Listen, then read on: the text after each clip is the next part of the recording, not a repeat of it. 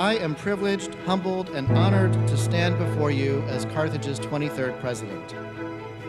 You have entrusted to me this office, and in turn, I pledge myself to execute its duties faithfully and with great enthusiasm.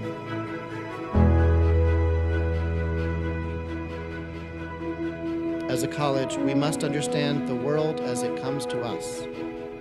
We must continually ask, what does the world need, and what do our students need to lead lives of significance in that world?